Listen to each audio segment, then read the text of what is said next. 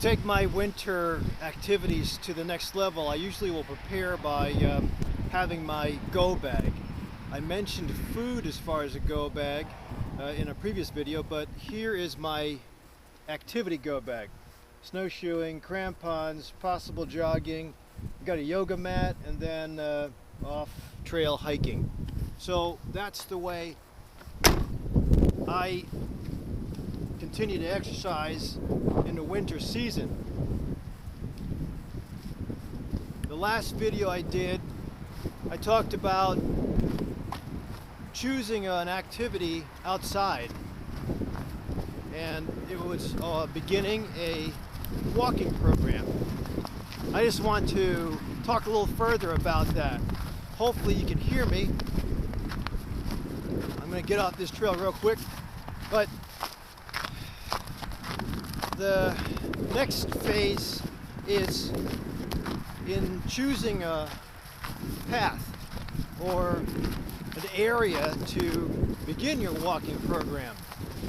Just as a refresher, I talked about doing 10 minutes up and 10 minutes back in your neighborhood. I have some patients who came back to me and said, well, what about a treadmill or an elliptical trainer in a basement? And I think that's fine. You kind of have to use them temporarily. I think that if there's inclement weather, or if there's a political coup in your area, or if you're in a bad neighborhood that might be riddled with gangs, then you don't want to be walking outside. But if you don't have any of those possibilities, or if you're injured, I guess, but then that's a different story. Anyway, when you use a machine indoors, the problem is that although you can get 10 minutes to 20 minutes of activity at your own pace, and you can even vary the resistance or vary the incline, especially in a treadmill, the problem is your eyes see four walls. Even if you have a big screen TV, or if you're facing outside the backyard and you are lucky enough to have a nice backyard, your brain is still thinking four walls. And unless you're the best meditator and you can put yourself in the zone and start meditating on your treadmill for 10 minutes up and 10 minutes back, the brain will eventually say, wait a minute, I'm still in the same place. So boredom will set in. And I think my personal belief is that as a species, we're hunter-gatherers. We're meant to follow the sun or the season, to follow the crops. No matter where you are in this world, there's always going to be hot or wet as far as the season. And usually right after wet, you'll have bumper crops come up, you'll have plants blossom. And that's where you'll reap the rewards and hopefully gather the food that'll sustain you for a while. But eventually dry season will come up, and then you're going to have to follow wherever the water source is going. So I think we do as a species like moving. I think stagnation is unhealthy.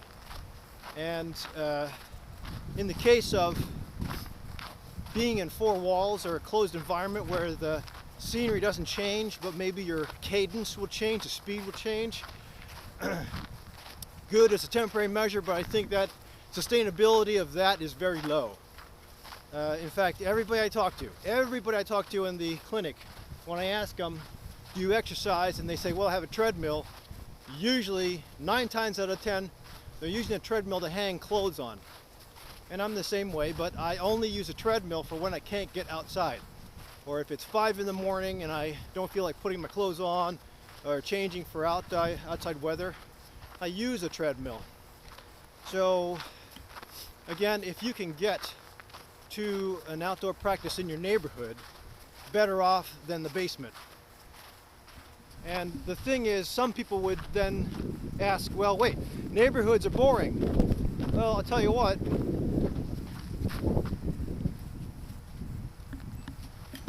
they may be boring, but there's a couple things that vary when you're outside.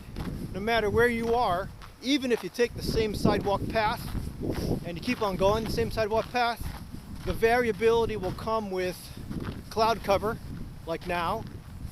That's always variable. The temperature will always be variable. Position of the sun will always be variable. Your condition for the day will always be variable. You might be able to take the same 10 minutes, and if you're really excited for the day, you'll be able to go a little farther. Or if you're tired because of something you did the day before, you go shorter. The other thing that changes would be your neighbors. That might be a positive or a negative, but sometimes you run into other people that might be jogging or walking their dog or just hanging outside doing Tai Chi. But that's also a little bit of variety. So I think walking in your neighborhood, even if it's the same path, is fine. If that's not enough excitement or change, then you get out to places like this.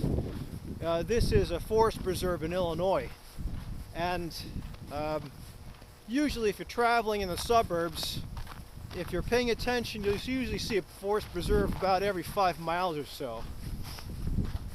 And if you are unsure about your area, I have a video I did for drop-in hiking that I'll put a link to. There's always a way to find beach, desert, mountain, or forest in your area. And hopefully you can take advantage of it. But that would be how to embrace taking your walking practice to the next level. Again, you always have to dress for comfort. Always have to have communication, which I do. Always have to have water source, which I'm pretty confident with my hiking skills, so I left the water source in my vehicle. Protection as well, right? So once you get to this point, you still, after dressing appropriately, take a time period, which is what I was doing with my watch. My Suunto not only tracks me with GPS, it also is a timer. So I'm supposed to be going to a yoga class at Core Power Yoga in Naperville in about 20 minutes, so perfect time.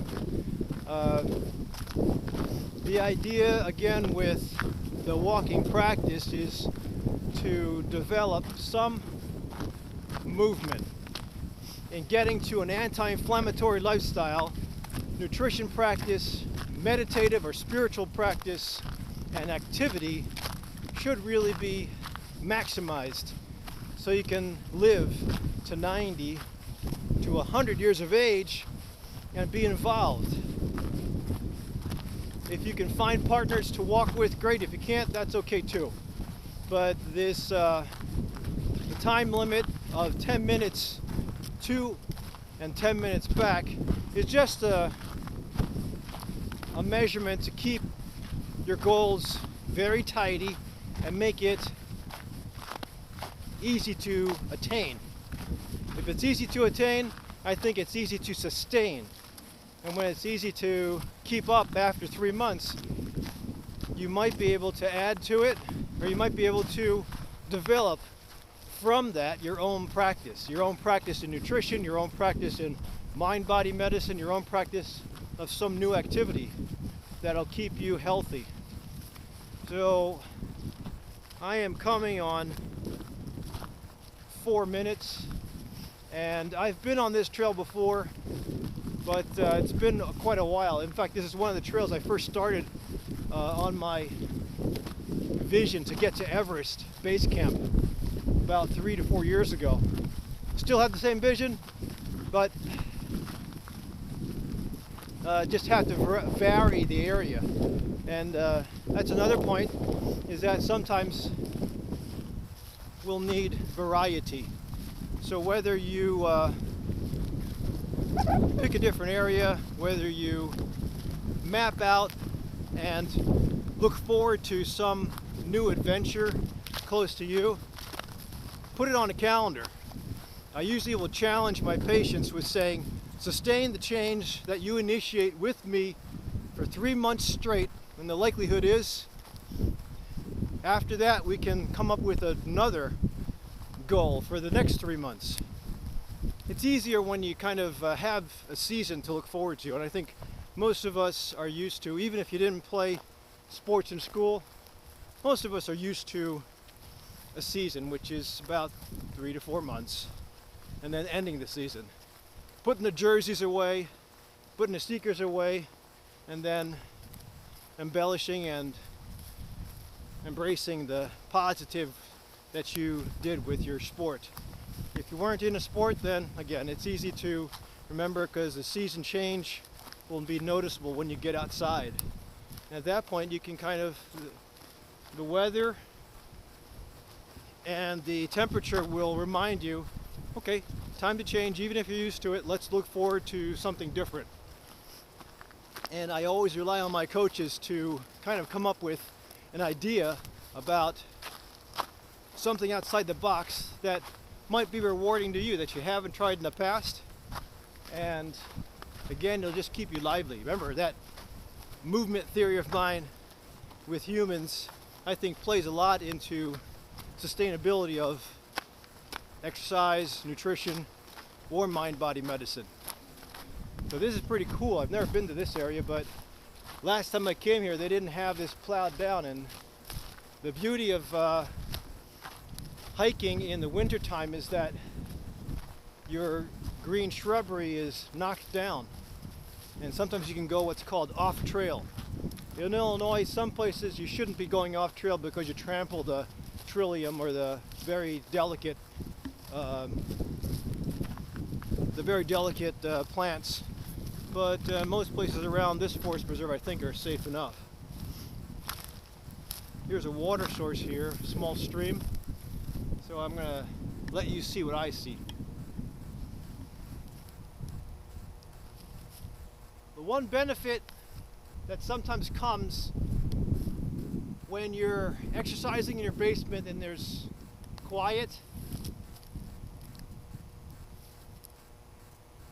is that reflection sometimes is a little easier. I have a relative who's always saying, it's so gloomy in Chicago, it's so cold in Chicago, but my challenge is that, not challenge, my answer to that is, number one, I love where I live, but sometimes the gloominess, the cloud cover, the rainfall will also set you up for solitude. With solitude, with quiet, with darkness, it's easier to reflect. It's easier to get in that zone. If you're developing a spiritual practice or a meditation practice, that's actually what I suggest. That's what the Chopra Center suggests. That's what my teacher, Andy Weil, suggests as far as when you're trying to develop it. It's nice to have quiet. It's nice to have peace. It's easier to get into the zone and meditate. That Buddhist tradition of following the monkey around the room and having your mind react to a sound, a smell, something in your environment, a feel, a twitch of muscle, and then the mind will go on and come up with another reaction to that reaction and another reaction. That's following the monkey. And that saying is important because monkeys will always continue flying around the room, flying around the cage, or flying around their habitat, and with unbridled energy. And your mind can do that too. If uncontrolled, you'll be going from one thing to the next thing. That's called attention deficit disorder. And sometimes when you have a very good relaxation practice or a meditative practice, you can learn to shut that down. And if you shut it down, suddenly your serotonin gets released, your adrenaline drops, your oxytocin goes up, your cortisol goes down. That's the relaxation response. That's what I'm trying to get you guys to experience outdoors. So it is now 9 minutes and 41 seconds. I'm going to start turning around because I have to make my way back to where my car is and then also get to yoga class. But hopefully, in a nutshell, you'll see how you can take your walking practice to the next level in case walking in your neighborhood, it gets a little bit boring. Definitely walking in your basement will become boring. I remember some of those commercials on TV, those infomercials about people losing weight in a month or 3 months with doing a certain exercise routine or a certain exercise machine. I think that there is validity to that, but you really have to be driven to make a change and stick with the change. So my experience is that people who get to that point of success are usually driven because there's a wedding, there's a class reunion, there's a trip to down south somewhere that they have a goal for. And I think goal-oriented activity is important, but sometimes when you're so used to disease, when you're so used to taking a cholesterol pill, a high blood pressure pill, a water pill, a diabetes pill, a depression pill, and feeling pretty decent, then your doctor says, okay, here's your refills, see you 3 months. I think that it gives you a sense that that's okay, and you know what, that's not okay. I think that medicine is important to put a band-aid on further damage, but you really have to empower yourself by making lifestyle changes so you can hopefully minimize the medicine or get off of it and then go on to the next stage of getting healthy again. So don't ever just take the prescriptions, think outside the box, but you do have to try to find activities that have been shown to be evidence-based, helpful to the reversing or getting you healthy again. And there's a labeling system that some of my friends use in integrative medicine, and I'll put if I can't find a link to it, then I'll do a little blog on it. But that's the way you embrace figuring out which vitamins to take, which activities to try, what kind of food to participate in, or if mind-body medicine really does anything. If you're unsure or you're scrutinizing, there's ways to use evidence-based medicine and research to decide if there's a high potential for benefit from the new endeavor. I don't just pick things because I do them. Well, I do them because of the research I read, but in integrative medicine, everything is science-based. So hopefully this helps. Time to go back.